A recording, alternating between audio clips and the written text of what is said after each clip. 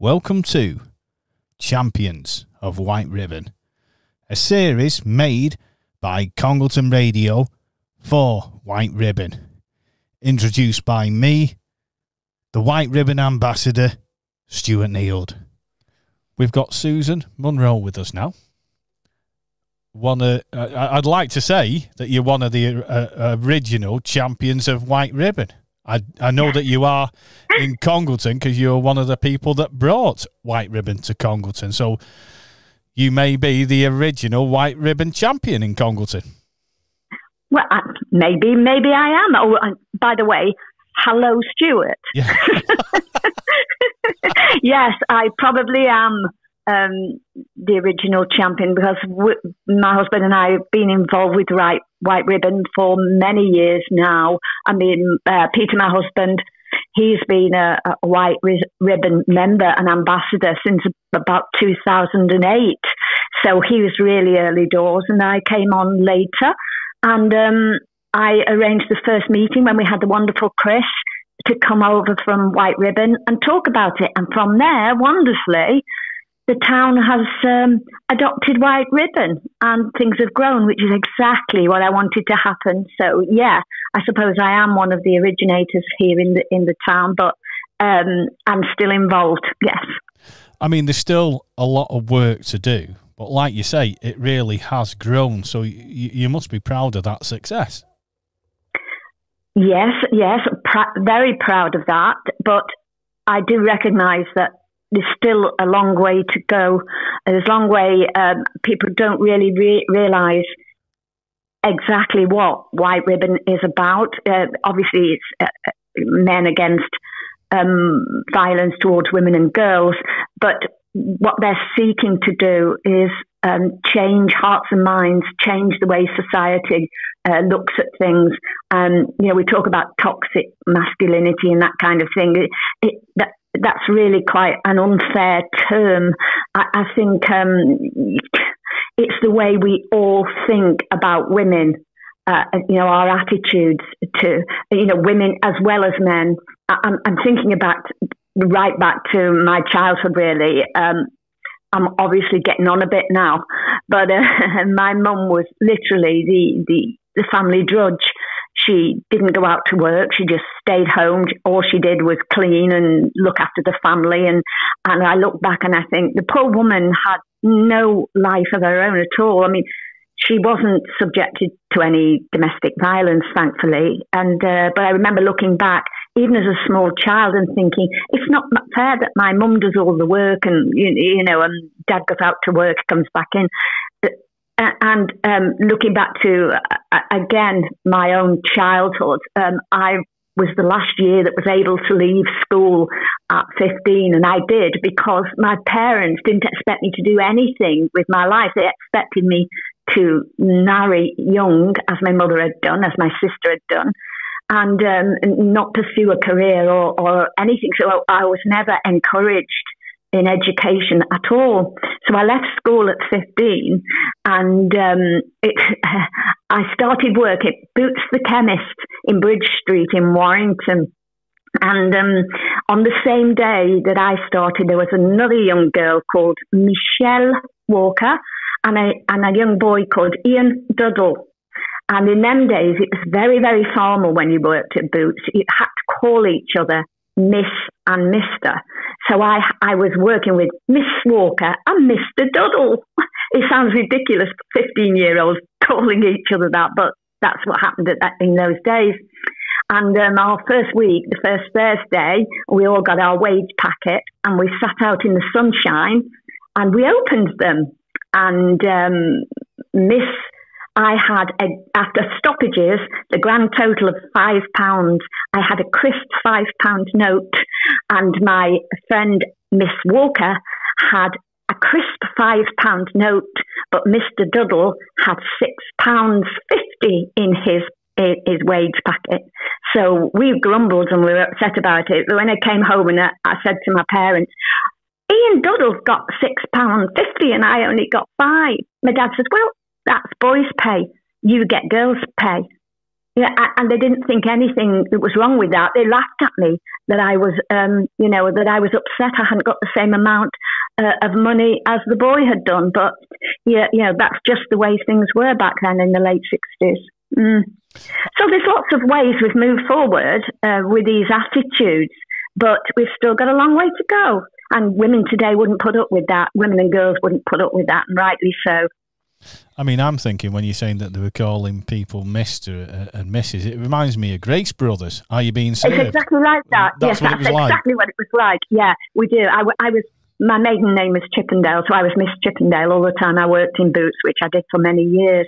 But I mean, going back to what the point I'm trying to make, it's the way society thought in them days, but it's not really changed that much. I know we've had fights for equal pay and things like that, and that is now a thing of the past. But very recently, I've had two situations that illustrate what the point I'm trying to make. One is I go to the leisure centre for a swim 3 times a week. Not Congleton Leisure Centre, I might say. And in there's some young male lifeguards. And I go for the lane swim, and I go in the slow lane, and the slow lane has us older women in, and some of them are, disabled. Most of them go for the physio, to get the swimming. But then there's a medium lane and a fast lane, and the other 2 lanes are populated by men who are very aggressive swimmers. They splash and they plough up and down and they go back and forth. And on 3 separate occasions, one of those swimmers have dove in and swam between us as we are doing our up and down swim, nearly drowning us, and we've had to stop and pull apart and let them bath. This lifeguard says absolutely nothing to them, allows them to do whatever they want. But if any of us older women go in the opposite direction or go down the middle like they do, they blow the whistle and tell us off. See, it's as though there's one set of rules for us as women than there is to what they're doing to the men, and we've complained about it, and it's not taken on board at all. So that's still there. It's still there. I mean, these young men, they can go to us women with the rules, and we will step in line and do what they say, but they won't even challenge the aggressive alpha male swimmers. They won't even, because they're frightened of them. Are the young lads that are doing the swimming, that are doing the splashing? No, all ages. Yeah. I mean, one of them ploughed into me because he decided he was getting out of the pool. It's hard to describe, but he came into our lane to get out of the pool and just ploughed straight into me as I was swimming. That was a few weeks ago. And that is the situation that's going on at our leisure centre. And I've complained because I'm one of life's complainers. But they looked at me as though I've got 2 heads. I said, why don't you, get together and do a white ribbon course? Why don't you get accredited for white ribbon? And then you will understand what it is you're doing, because you are treating the 2 sexes differently. And, and it's not fair. And they're getting away with being aggressive and being aggressive to women, and you're not taking any notice whatsoever. And I mean, that's just one. The other situation is, as you know, I'm trying to get Moody Hall Sage, and I did a speech at the public, when the public can speak, at Cheshire East a few weeks ago, and I started to talk. I was told I had 2 minutes. I timed myself. I knew I had 2 minutes. I began to speak, and the chair, from about a minute in, started to shout every 10 seconds, wrap up, wind up, you've had a minute, you've done, and it was really aggressive. And a lesser person, would have stopped in their tracks. But I was followed by a man, and the man was allowed to speak for nearly 4 minutes, and he wasn't told to start, winding up until he was 3 minutes in. So it's just little things like that.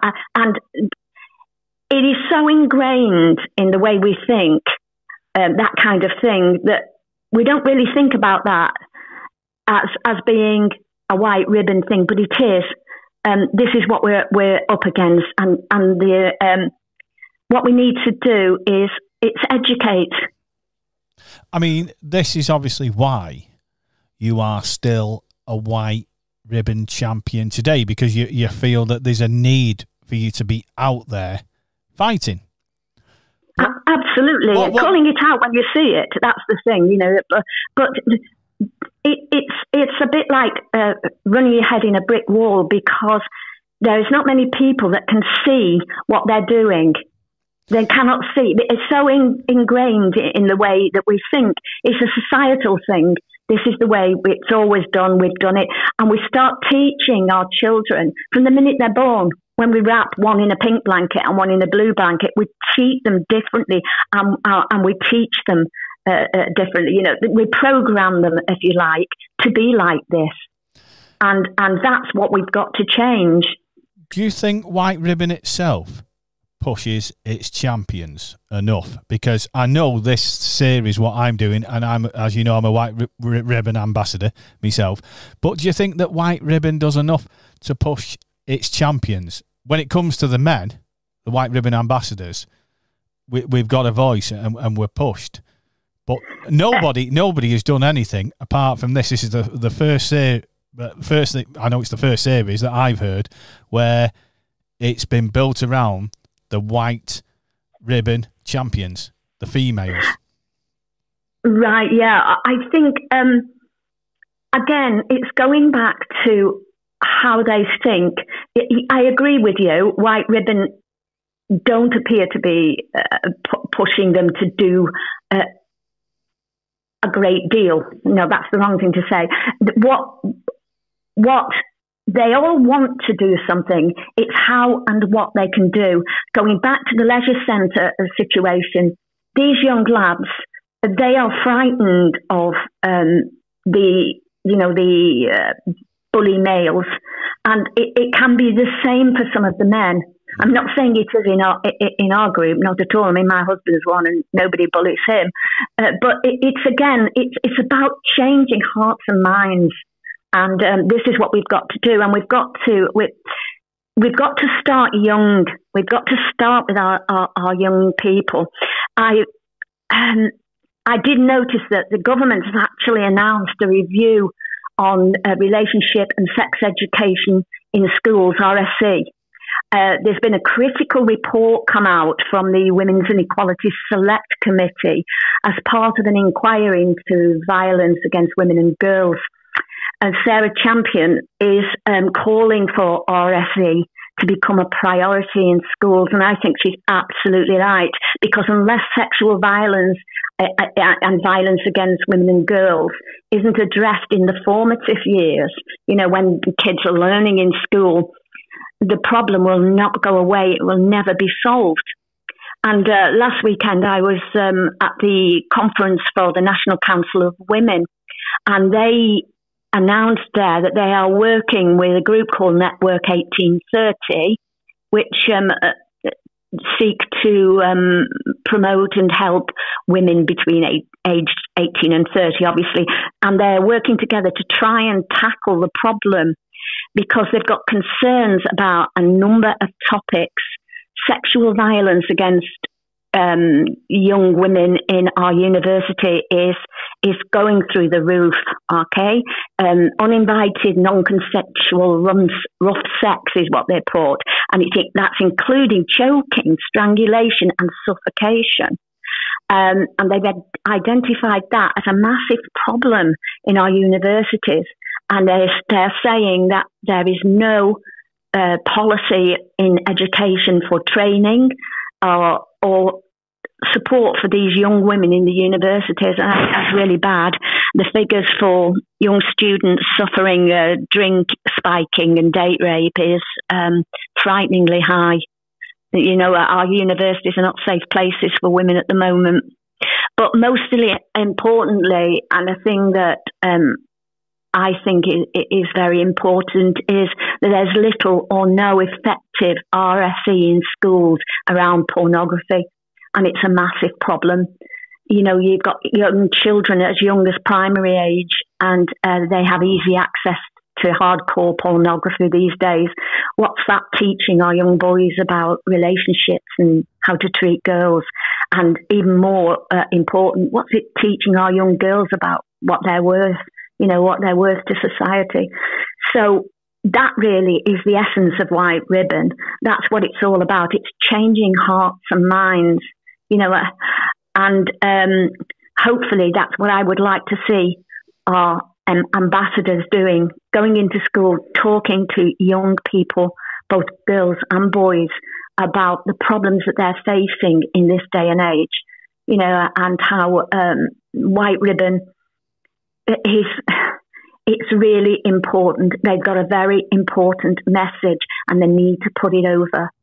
You see, the thing is, like you said, there was a documentary on Radio 4 the other day, and it was about pornography and how it's affecting younger people. Yeah. It's so readily available. So it's like where we're taking steps forward with White Ribbon, we're going back. We're also, because years ago, like they said, that type of thing, it was harder to get hold of. Now, it's just there. I mean, with the internet and social media and stuff like that, it's just there, and you cannot put that cat back in the bag. It's out there now. We can't do anything about that. All we can do is educate, teach our young kids that it's there, how to deal with it, and education is the only way we're going to move forward again. Because from the days when I was young to now, we've moved forward a heck of a lot. And harking back to my hero Elizabeth, she was fighting things like marital rape way back in her day, and we've not really moved on that subject. We haven't really moved very far forward at all.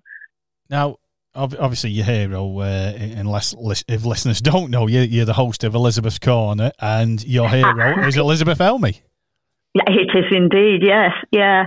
Yes, Elizabeth is absolutely wonderful. She did some amazing things, and domestic violence and marital rape and all those things she fought for in her day, still around now, unfortunately. I don't know what she'd make of nowadays with all this technology.